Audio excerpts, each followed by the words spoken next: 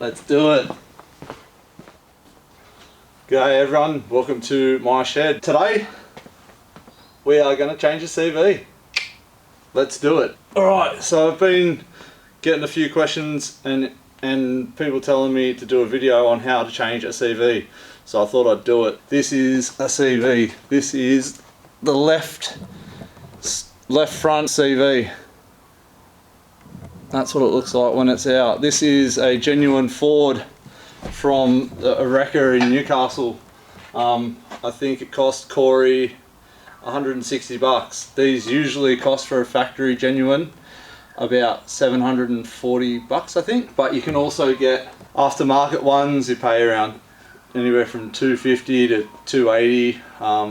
I use BWS ones as aftermarket ones in my car at the moment. I also carry a front, left and right spare, just in case. If you watch any of my stories, you see some people breaking CVs. No big deal, it happens. But with an IFS car, better to take two spares with you just in case you or a mate happen to break one in the bush. Can save you having to cancel your trip or whatever. But yeah, we changed one a couple of weeks ago up in Lithgow. It took Corey half an hour to change it, and it was quicker than me making 4 coffees. So I thought I'd do a video and show you how to actually do it yourself, because if I can do it, you can do it, guaranteed. Yeah, it's not too hard. I've done it a couple of times in mine already. I haven't broken any, but I just thought I'd swap them out so I don't have any dramas out on the tracks, and if I do, I know how to change it. So let's get into it.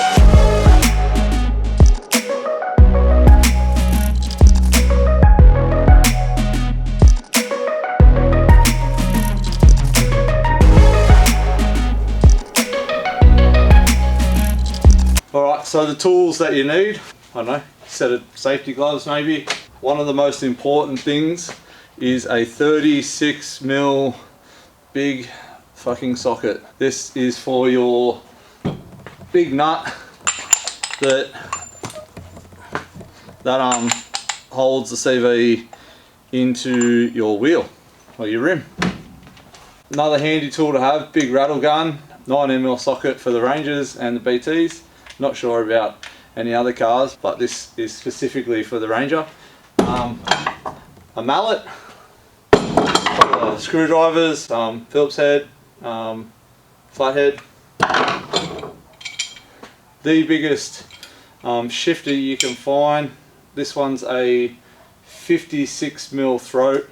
If you can get a 63, I think they come, they're bloody expensive. This is, I don't know, this one works. You'll see why this comes in handy later. Just a general socket set. I usually carry 2 decent socket sets around with me in my car. So yeah, we're in the driveway. We've got a jack, got some stands, got a seat, a little stool to work on, and let's get into it.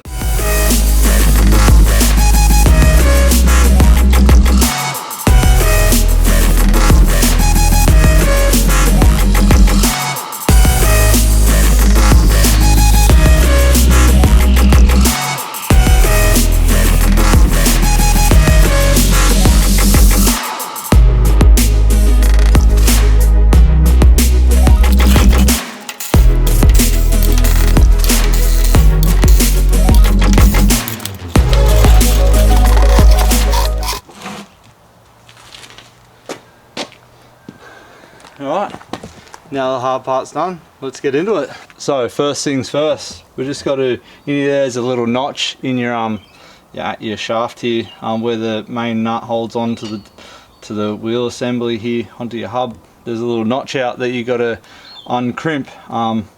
So let's do that.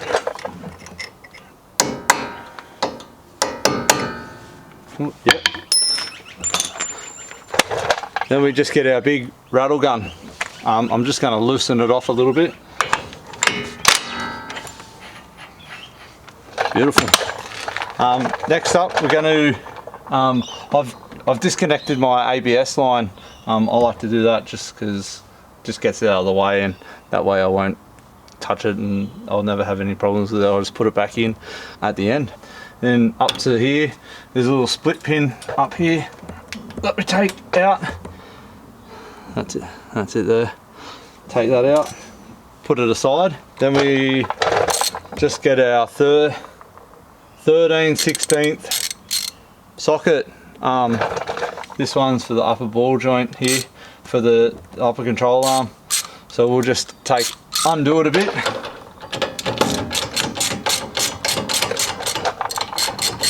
To take off that pressure, and we'll hit just under the upper control arm in the ball joint. And you'll see that drop. It was only slightly dropped, but it's enough to undo this.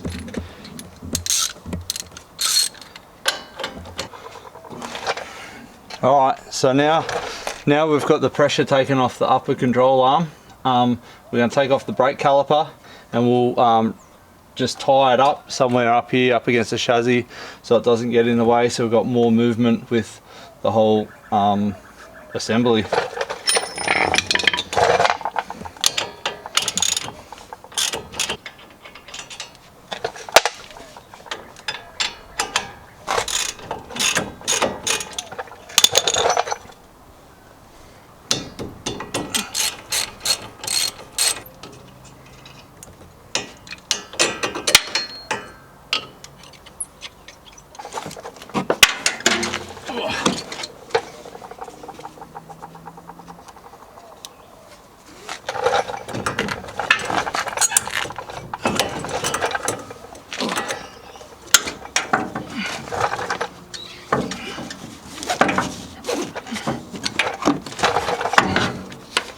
Done.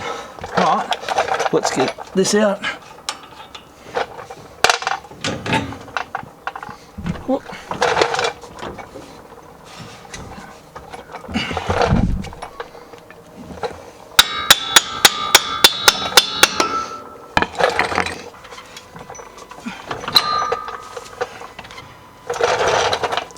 Alright, so remember how I said we need the big shifter? So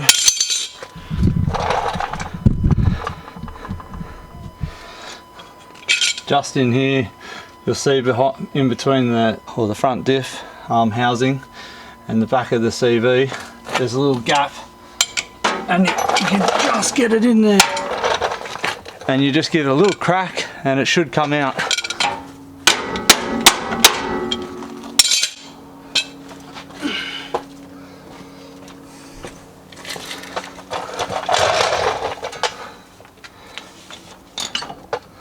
Oh, not again.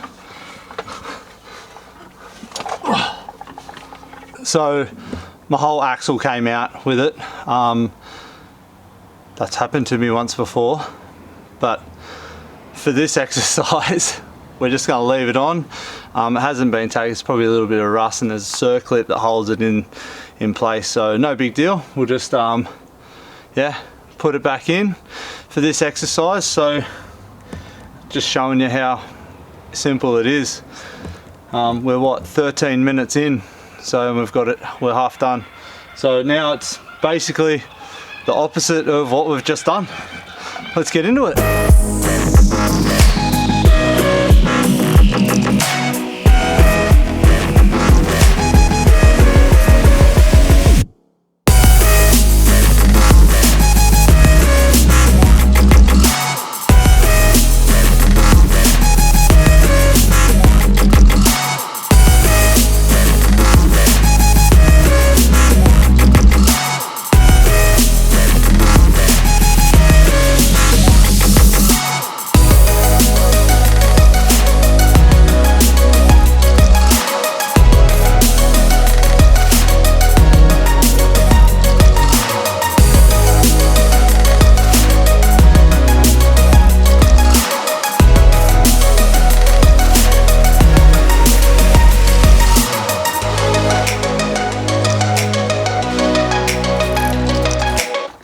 Last but not least, we're all put back together.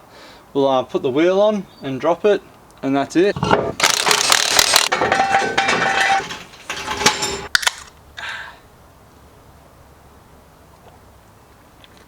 Alright, there you go guys. I know I'm not the don't know, most professional mechanic out there, because I'm just a chippy. Yeah, I just wanted to show you is that anybody can really have a crack and do it themselves, because at the end of the day, if you do break a CV out on the tracks, you're going to be able to fix it yourself. Only took me what, 35 minutes here, and I did a bit of fucking about as well. So yeah, just have a crack yourself, because one day it's going to help you out, and you'll be able to keep hitting those tracks for a whole weekend instead of canning it. So yeah, let me know what you think. Don't roast me too hard if you're a mechanic, but yeah, hope it's helped you out. Might save you a few bucks in the long run. Have a crack, and I hope to see you on the tracks.